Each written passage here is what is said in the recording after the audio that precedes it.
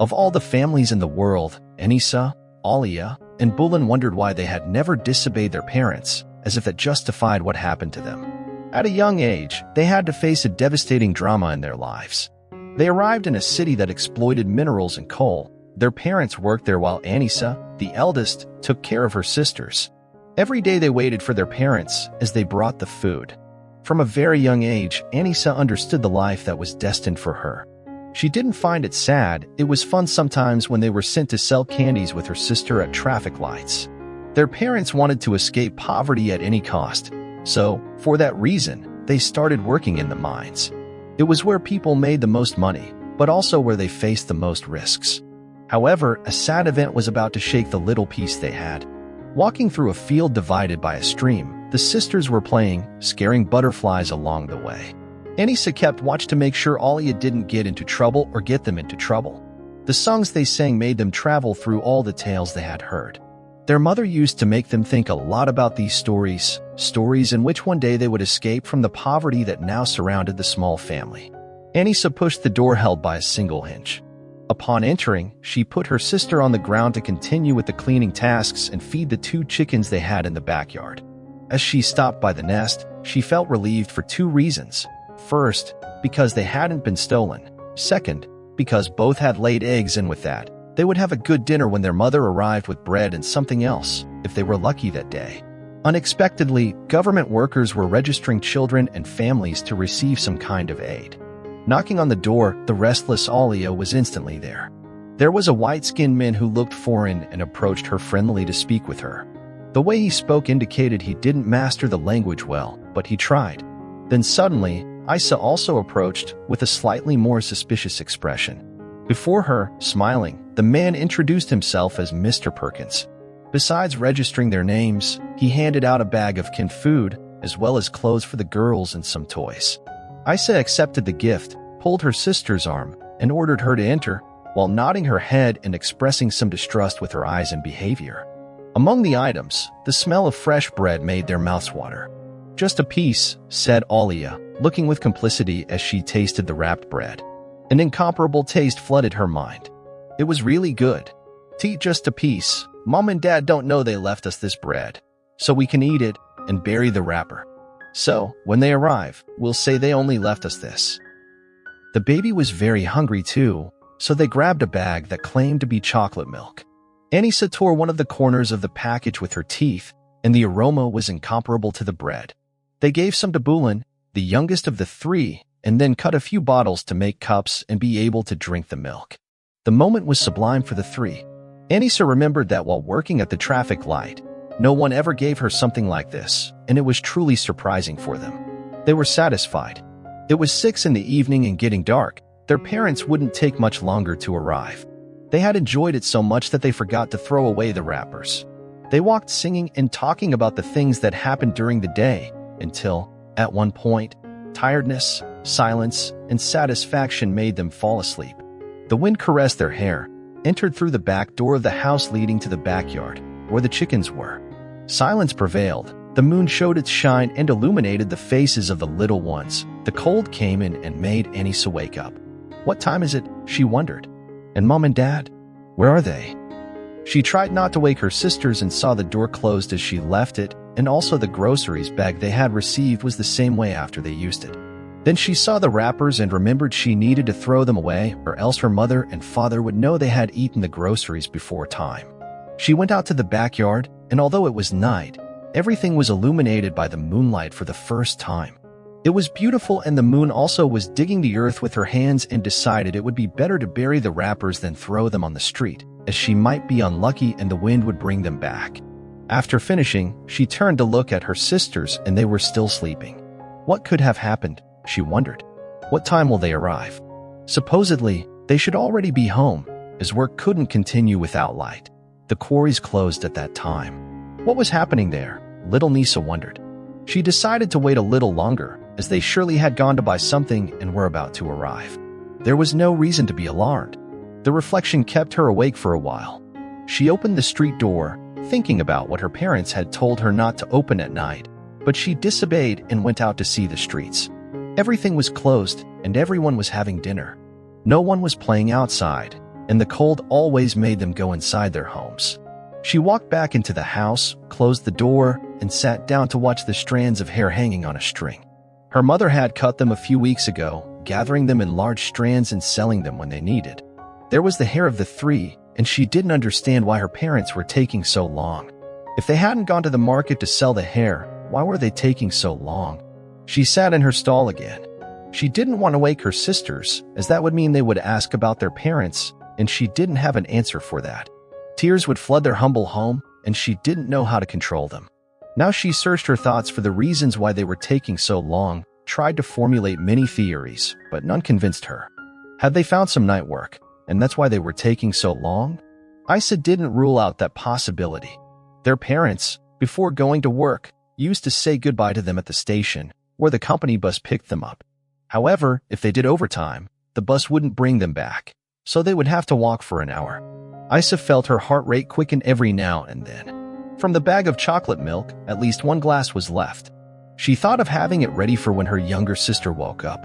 She would give it to her instantly, so she wouldn't allow her to wake up completely. Alia was close. She wouldn't be able to prevent her from waking up, but she still had faith. If she didn't make noise, she would keep sleeping until her mother and father arrived.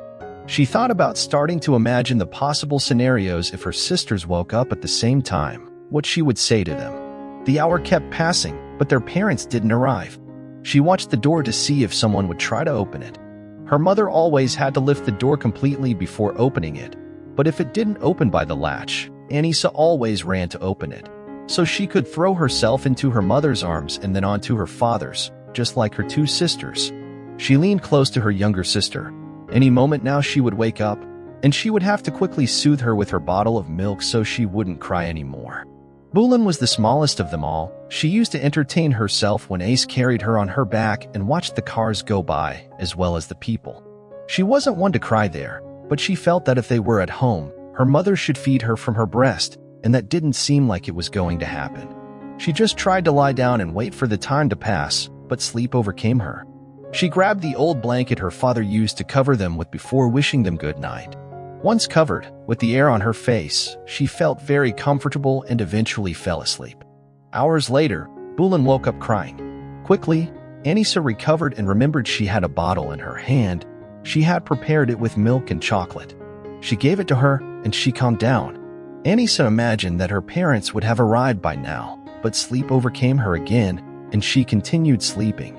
They didn't usually sleep too late, as their parents woke up early during the week to take them to the minibus for work. It was like a ritual to strengthen their family's purpose. However, that day, a peaceful calmness at dawn continued their dream. Perhaps it was a holiday, or a Sunday they didn't remember, where their parents wouldn't work. Or maybe, as the day before, they had worked late, even through the night, and decided to sleep in longer than usual. To Anissa's surprise, no one came to wake her. The day was cool but sunny. She could feel the summer breeze coming. However, nothing she had imagined in her dreams turned out to be true when she woke up. Ala was playing with one of the new toys they had received the day before. It was strange to find her so calm. Mom and Dad must have arrived, she thought, but the curiosity of making the toys work was what entertained her enough not to ask about her parents. Anissa got up slowly. Bulla was still asleep, so she didn't want to deal with diaper changing just yet. She headed to the room where her parents used to sleep, and to her disappointment, they weren't there. The bed was made, and besides, they had slept on the floor. If they had returned, they would have taken them to bed and taken Bulan with them. Anissa had a truth stuck in her throat and couldn't release it. She paced back and forth, went out onto the street, and then back inside. Ala, seeing her coming and going, asked, "And Mom and Dad? Are they sleeping?" She still didn't have an answer as they hadn't arrived. Anissa took a deep breath to avoid panic, searching her little mind for an answer that seemed most believable. She had never gone through anything like this, and seeing that her sister would soon start crying, she said, "They had to stay at work. I think they did overtime because of your birthday. Don't you remember? Your birthday is coming soon." "It's true," exclaimed Alia. "Then they must have a lot of money now. I wish for a bicycle so we can ride together."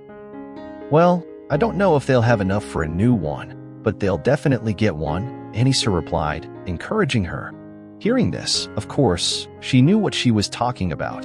Their mother had already wanted to buy a bicycle for the three of them, but new ones were too expensive. She tried to buy a used one, and although they were much cheaper, unfortunately, she had to struggle in her mind whether she would buy the bike or if they would go without food for a few days. "I'll get it," said her father. "You just need to be patient. We'll be back with the bike one of these days." The three little ones dreamed of that day, and so it became their main dream. The hours kept passing, and hunger returned again. Anissa changed her sister's diapers and fed her as usual. In a bag where they cooked, there was what looked like a bag of bread, at least 4 or 5 pieces of bread. They weren't fresh, but they still worked. They just needed to be heated on the fire for a brief moment to soften. Anissa knew how to do it. She just needed to revive the fire that they never let extinguish. The table was made of baked clay, exactly what they needed for cooking. She added more wood to the embers that were still burning and began to warm the bread. She put some margarine in heated water. Anissa didn't want to think about what was happening anymore, and although the thought invaded her mind from time to time, she wished she didn't have to deal with it because if it continued like this, she would break down in tears, and that couldn't happen. She showed confidence to Alla, making her feel that she knew where their parents were when in fact she didn't know either. Holding on to hope in her heart, she continued and took care of her 2 sisters. She wanted to leave with some excuse to look for her parents, but she couldn't find one, or rather, she didn't want her sister to know that she was actually going to look for their parents. She just wanted it to be a walk to have some distraction. "Let's get ready," said Anissa. "Where are we going?" asked Alia. "Well, let's do something that Mom and Dad asked for. We're going to see the bike we'll buy," said Anissa, excited. That was a splendid idea. It would allow her to go even further than she had thought. So, she grabbed the woven sheet, wrapped her little sister on her back, and prepared, along with Alla, to go out. As they walked away, Anissa turned around from time to time to see their house and remember the way, in case they needed to go further and further. The smoke from the small chimney could be seen a few streets away. It won't be hard to come back, she thought. Something that also haunted or intimidated her was Alla's happy look, who was with her, believing that they would choose the bike their parents would buy. They arrived at the used goods market and watched many bicycles. The bike was there, but the old vendor, upon seeing them, didn't allow them to approach. "If you don't have money, don't come near. Get out of here, you pests," said the vendor. Anissa and Alia were upset by the treatment, but Anissa seemed to have another idea. "Let's go to the bus station. We might find Mom and Dad there." "Your friends should be there too," said Alia. She didn't understand the change. This was more fun than just coming and buying or seeing the bike. This, in reality, played more on Alia's mind than seeing her parents. From the depths of her little soul, Alia seemed to have a strange feeling. She hadn't seen her mother since the previous afternoon, so this was also something they could do. They walked to the bus station. Many were coming down from the mines, but it seemed like a normal day. Anissa regretted paying attention to the friends who came and went with their parents every day. 3 buses passed through all shifts, and in none of them did Anissa find her parents. It was getting late. They had to go back home. On the way back, they crossed the streets.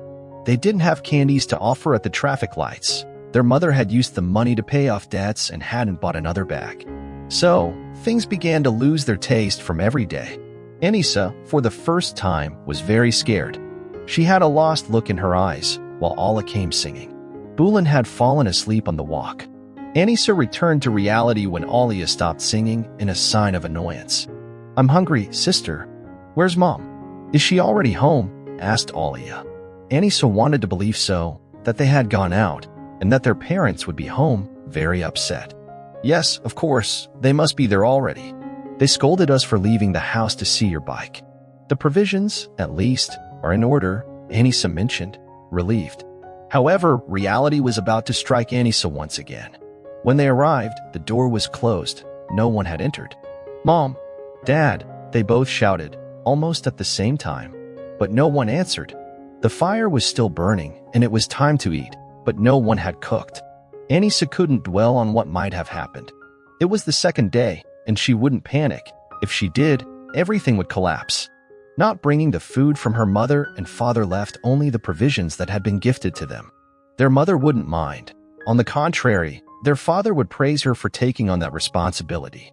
Of course, she seemed to say to herself, "Bulin, a can of beans, rice, and a chicken preserve were almost ready. just to warm up.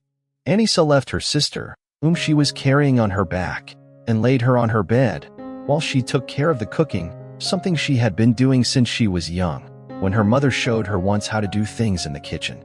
Now she was 11 years old, and experience seemed to have prepared her for this moment. Minutes later, the sound of spoons hitting the bottoms of the metal plates brightened the confusing moment for the two little ones. "It was good to have this food," said Alla, and then fell silent. She seemed to find no topic to talk about. She stood at the door of the corral to see if the chickens had laid any eggs. If they had, they would have eggs to eat, and that was almost a luxury. While Anissa searched for any reason why their parents wouldn't have shown up, the clothes were dirty, and to wash them, they would have to go to the stream they usually crossed after dropping off their father and mother at the station before going to work.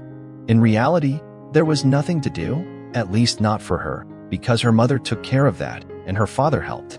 How much longer would they have to wait for them? Anissa asked herself once again. It was a question she didn't want to ask, not at that moment.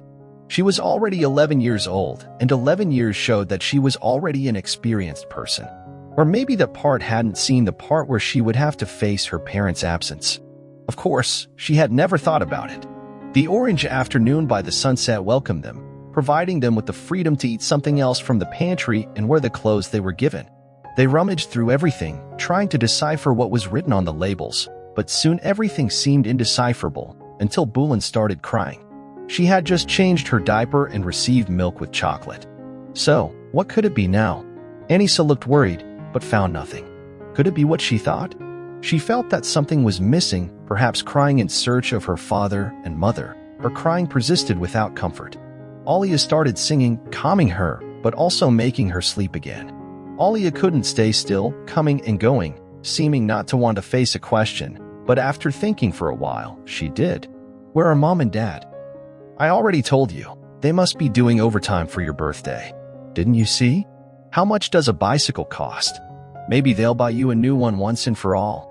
Alia was no longer convinced by this answer, so she lay down on the floor and tried to sleep. Anissa took the blanket and covered them. She was sitting on a granite stone carved by her father. As she watched the hours pass, the pressure increased. She watched her sisters sleeping and then the open door leading to the corral, where their only two chickens were. She watched for over an hour until the wind blew on her. What had happened? This had never happened before. The cold wind hit her cheeks, and she knew that the night would come upon them again. It was at that moment that, suddenly, a surge of electricity came out of her stomach, ran through her whole body, but when it ended in her eyes, she felt her heart pounding strongly and realized that her parents hadn't arrived. Then, she put her hand over her mouth to make no more noise and cried silently as she tried to catch her breath. She wanted to keep fighting, she really did. She didn't want to sleep, but time passed and didn't seem to show mercy. It got dark. There was no more light, no warmth besides the fireplace. She added a few more logs and huddled up with her sisters, so when they woke up, they ate what little they had and then went back to sleep. Anissa kept her position on her parents. However, the provisions ran out. The chickens stopped laying eggs due to lack of food, and they had to open the door of the house. They didn't understand what had happened, and the government agents didn't know about the case. Through a friend of the parents, they came to help them, among them the fair-skinned man who had left them supplies at that time. Alia cried, not understanding what had happened. Anissa stepped out to defend her truth. "Where are they taking us? My mom and dad will come back and won't find us. They'll be very upset with us." There were more than 6 people with fluorescent government vests outside. Anissa resisted crying while caressing her sisters and hugging them tightly. She didn't want to cry. Alia had found faith in her, and if she crumbled, there would be no more hope. There was no way, and they were taken to the central orphanage. A very kind lady communicated with Anissa and then gave her the truth she avoided accepting. Perhaps to protect herself? Perhaps to protect her sisters and not cry. "Anissa, your parents left for work. It's been days already, it was time to leave in pairs. But there had been a collapse, and unfortunately, they passed away." Impossible, she thought. This isn't true. But unfortunately, it was, and she burst into tears with all her might. A man approached with at least 60 years. It was the same one who had helped them with supplies at that time. "Anissa wasn't here. My parents aren't here. They died. They're not here," she finally shouted, for the first time. being comforted by strangers seemed to be an alternative to crying alone. This time, the gentleman, who introduced himself as a guardian, would now be with them until they settled in and assimilated the loss. Telling Alia was a second blow. She tried to escape several times and go back home, believing that, as her sister had told her, they had gone to work to save money for her birthday bike. It was what they both wished for so much, but over the days, they had to face the truth. They managed to settle in, and thus a year passed by in a flash. Mr. Perkins was a widower who thought of dedicating his last years of life to the service of an NGO and helping as a volunteer in whatever was needed. When they were transferred from the shelter to an orphanage, Mr. Perkins didn't see them for a long time. He had to return to his home country, not without saying goodbye to the little ones. Seeing him, the little ones ran to hug him as if they had known him for years. He was the only person they had seen and who had spoiled them, even buying the bike they had been waiting for so eagerly.